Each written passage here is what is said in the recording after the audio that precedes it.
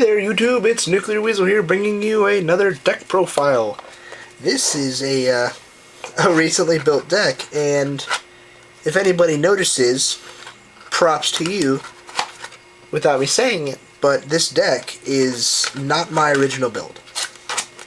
This is Naya Aggro, and I give credit to the guy on Star City Games that did really well in a tournament with this. I just built the same thing and haven't made my own changes to it yet other than in the board. So, without further ado, let's get to it. For your 1-drops, you're going to want 4 Militants. Because Militant can be cast with either green or white, and every land in this deck produces either of the two. So it's really, really easy to cast, not a big deal. I mean, the worst you have to worry about is playing a scry land turn 1 and not being able to play it. It's a pretty solid card for aggro, and no other really explanations are needed. It's a good card. And for the other 4 1-drops is Soldier of the Pantheon, because Pro multicolor is really good, and whenever they play multicolored, you gain 1 life. Still pretty solid. And it's a 1-drop 2/1. So it's another Dryad Militant beater type deal, but it actually has an effect to it that matters in this format. Onto our 2-drops, you're going to want 4 Voices of Resurgence, which are really, really expensive, but hey, they're worth it. These cards run so many decks right about now. You can't play spells in mono blue and mono black, and control, and all that can't deal with voice without having to waste their turn, which is really solid this format right about now. Because mono black can't bioblight it on your turn, they can't kill it on your turn at all, period, without having to deal with a bunch of tokens. Or they can get pretty ballsy and then kill it and then try to kill your tokens, but that's what we have cards for later. And so, for the other 4 2-drops, that is going to be 4 Fleeceman Lions, because Fleeceman Lion is super, super aggro, and a really good 2-drop. That's the end of the 2-drops, and we're going to go on to the 3-drops, which is going to be 2 Loxodons. Because while Loxodon is really solid 3-drop 4/4, you don't need to play him a whole lot. You have better cards in here. I mean, with that you can play a Voice and a Dryad, or a Voice and a Soldier, or a Soldier and a Kitty, or a Kitty and a Dryad. I mean, it's really good, but you don't need it. Not like any of these. Like, you don't need Dryads, but you don't need Loxodons. You need Dryads more than Loxodons. How about that? Because the turn 1s are really good. And the other 3-drop in this deck is going to be Boros Reckoner, which a playset of Boros Reckoners, you would think, man, Anaya must be hard to cast. Nope. Same thing with Dryad. Every single land in this deck can cast it. So there's no mana flooding of one color. You can cast it whenever. Onto our 4-drops, which there's only 4 of.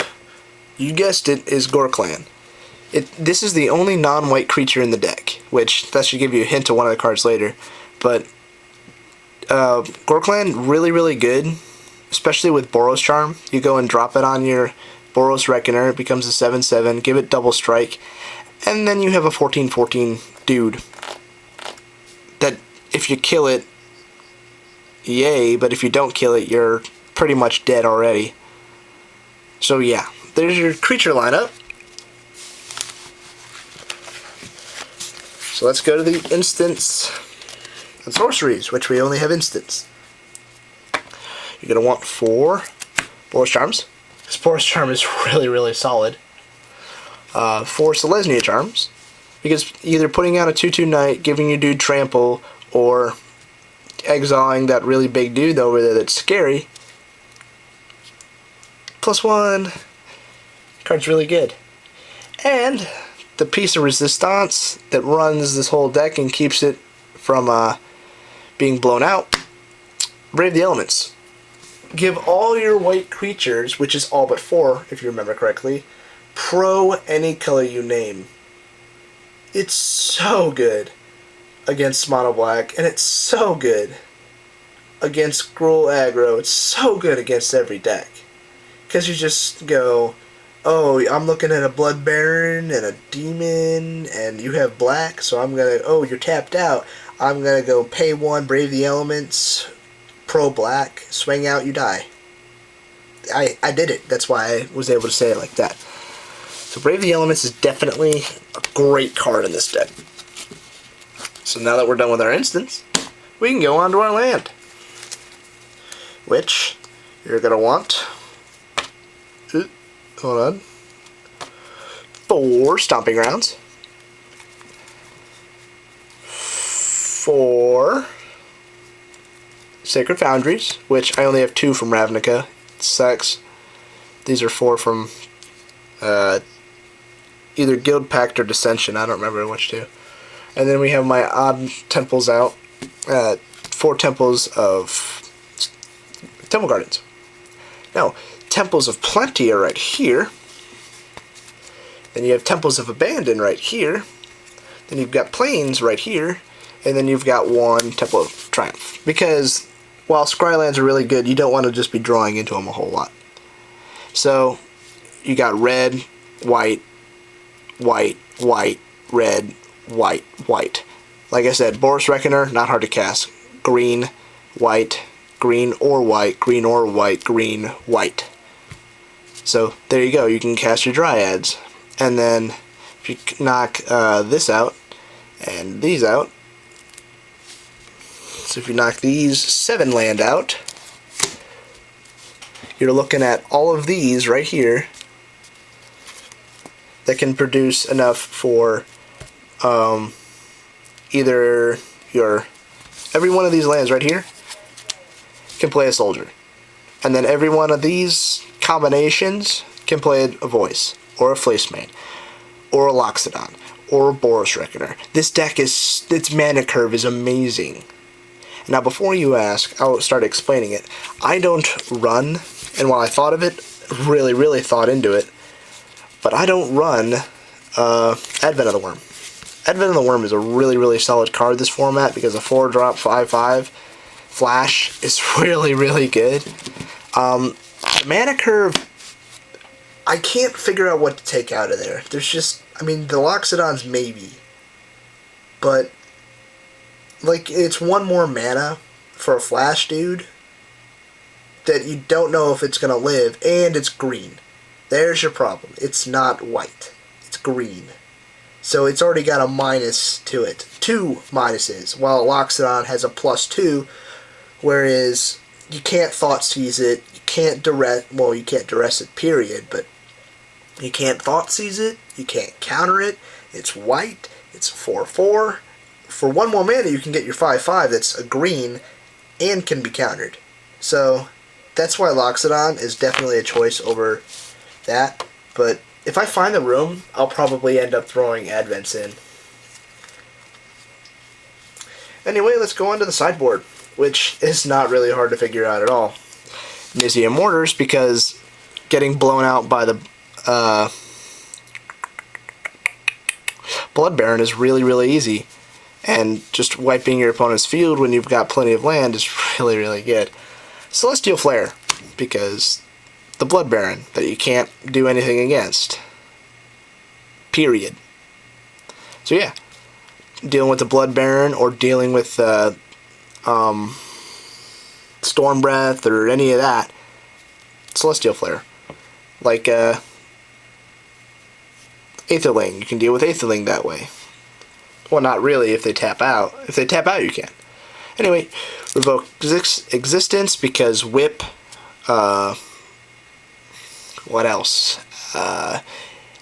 Thassa, Erebos. Who else is really good? Perforos, Hammer of Perforos, Bow. What else is played in Standard? There's also like the Tension Sphere and all that junk. Oh, and Underworld Connections. This hits anything. And then you're going to want Last Breaths because Mutavaults and Aggro is so boring. You can whittle their life away. That's not a problem. You just don't want them whittling your life away while you're building up your ginormous field. And then since this deck really hates being countered in blue, you're going to want the whole blue, no blues up in here. You're going to want the Skylashers and the Mistcutters. While I chose 3 Mistcutters over 3 Skylashers, because Skylasher is a definite 2-drop 2/2. But Mistcutter, drawing him is a dead draw early game, whereas Skylasher can be played and do stuff. Like, he has Flash, and he can't be countered, and he has Reach, and he has Pro Blue. It's really, really good.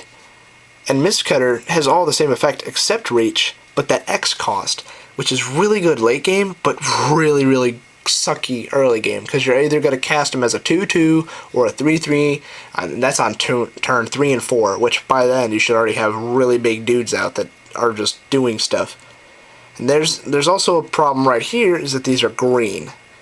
So green, that means you would have to probably take out a few of your Brave the Elements, because you're going to throw a whole mix into there that you don't want to just throw off your curve. Anyway, that's the deck. Thank you for watching. If you have any comments, please post below. Right after this, I'm going to record the Naya Hexproof deck that I have. Or, no, I won't. I'm missing my Fiend Slayers, which I'm going to buy Monday. And today is Thursday. I will buy them Monday. So, I'll post it either on Monday or Tuesday if I remember. Anyway, thank you for watching. Please rate and subscribe. Leave a comment below on what you think I should put in or what I should take out for the advents of the worm that just keep calling my name. Peace out.